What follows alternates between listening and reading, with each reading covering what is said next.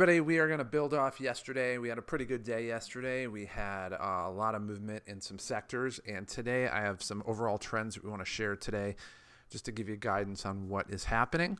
And there's one stock that's kind of odd. So we're going to save that one for a little bit later. So a couple people asked me, as far as stocks that I thought were going to pop. And I don't know about individual ones yet, but where I see the biggest gains coming are going to be casinos and oil. That's where we've seen them before. So we came into today, and overall we hit a point where we were up 5%.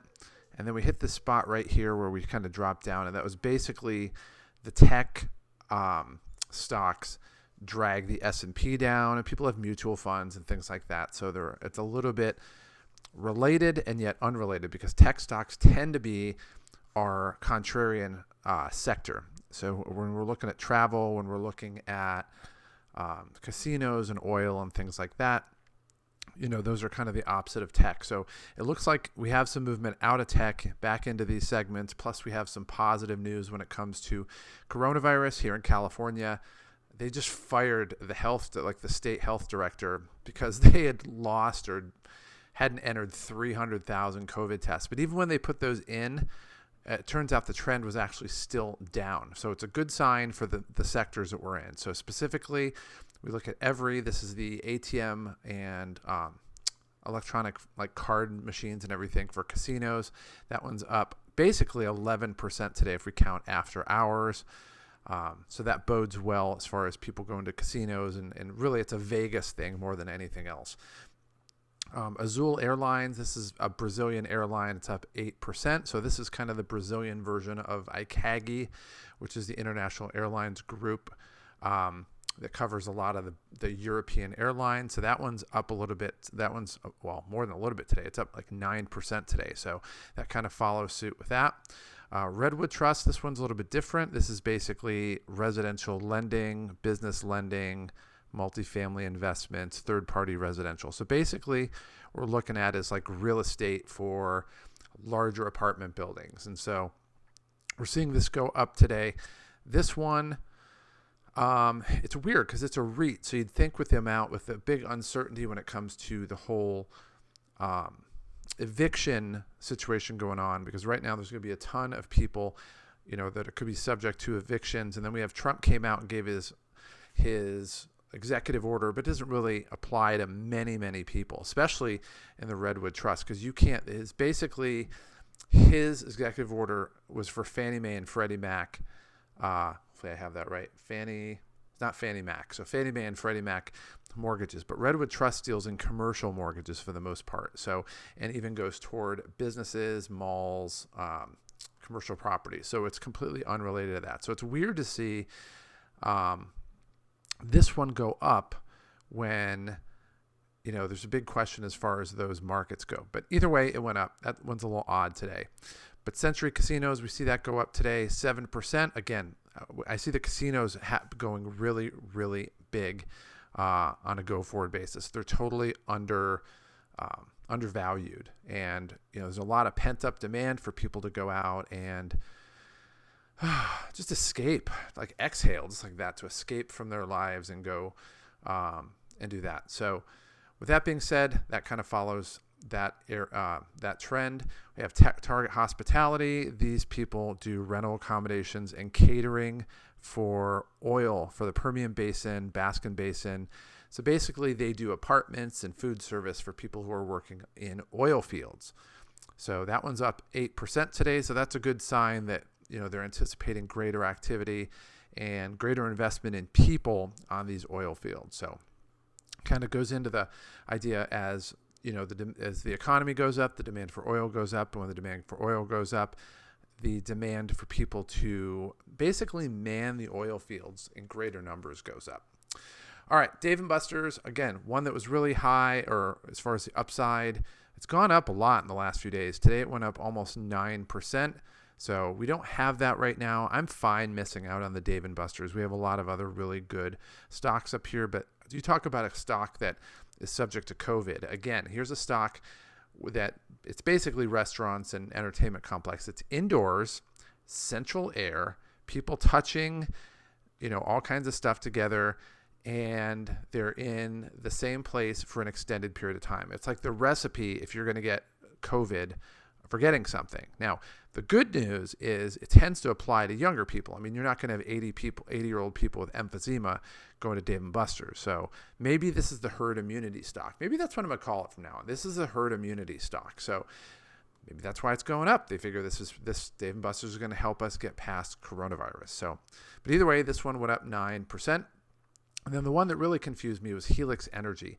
Here's basically an oil stock where they deal with, again, it's subsea construction, maintenance, and salvage service for offshore natural gas and oil. So maybe there's something going on as far as the off-sea side of it, whereas it's not really a negative when it comes to drilling in Texas and North Dakota and that kind of thing. So either way, we don't own a position in this, so this is fine, but it went down basically after hours 10%. So let's take a look and see what we have here. So Helix stock, and see if there's any news within the last day because it went down. All right, 4 hours ago. So let's take a look at this. Let's see the announcement to offers. All right, they use a portion of the net proceeds to repurchase a portion of its.